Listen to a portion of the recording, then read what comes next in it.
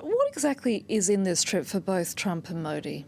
Well, it's interesting that the objectives of this trip don't seem to have been clearly defined by the US administrations. But most of all, I suppose, really, given the fact that that big trade agreement that at one stage had been spoken of as being a possible product of this visit isn't going to happen.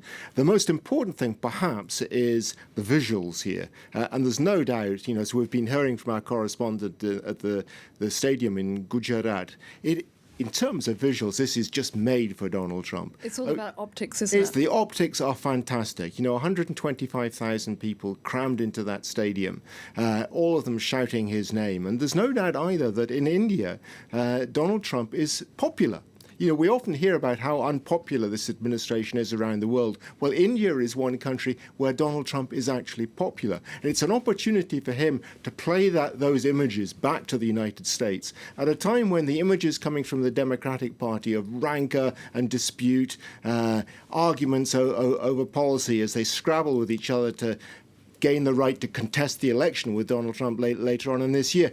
He appears at this moment presidential. He's touring India. He's bathing in the glory of the attention from the crowds and from the friendship he's getting from President Modi of India as well, Prime Minister Modi of India as well. So, it is a huge opportunity for him in that sense. For Narendra Modi, too, it's an opportunity because he's been going through some tough times recently. A lot of criticism over his decision to strip Kashmir, predominantly Muslim Kashmir, of its autonomy last August. A lot of criticism came his way, both domestically and internationally, and also because of his decision to introduce changes to the Citizenship Act, which would grant citizenship amnesty to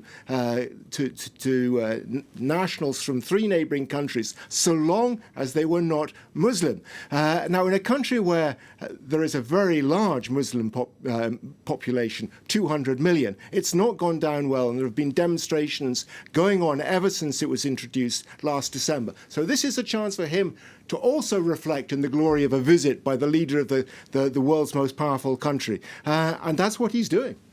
There's been talk of a trade deal, but that doesn't seem to be on the cards at the moment, does it? No. There was talk, you're right, for a long while. It looked like it was a possibility.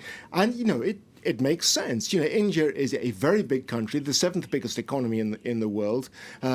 Trade between the two countries is a colossal $160 billion. But part of the problem lies in Donald Trump's obsession with getting trade absolutely perfectly balanced, so there's no advantage to one country or the other.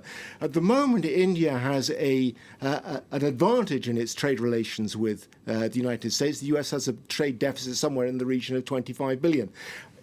He is determined to remove that, and he's imposed tariffs, or has ensured that his government has imposed tariffs on Indian aluminium, for instance, Indian steel, to which India has responded with tariffs of its own on US agricultural products, medical equipment, and so on, to which the United States responded in 2019 by knocking India off its preferential trade program, the Generalized System of Preferences. So since then, relationships when it comes to trade have soured and haven't made much progress, which is not to say nothing will come out of this trip. There has been talk, for instance, of a deal on nuclear technology, on the possibility that the US company Westinghouse will get a contract for building 6 nuclear reactors in India.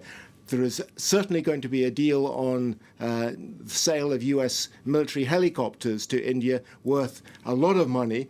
But again, one has to say that when it comes to military equipment, and a lot has been spoken about this deal, when it comes to military equipment, Russia sells far more to India than the US does. France sells far more military equipment to India than the US does. So, a lot of progress to be made. Rob Parsons, thank you for that analysis.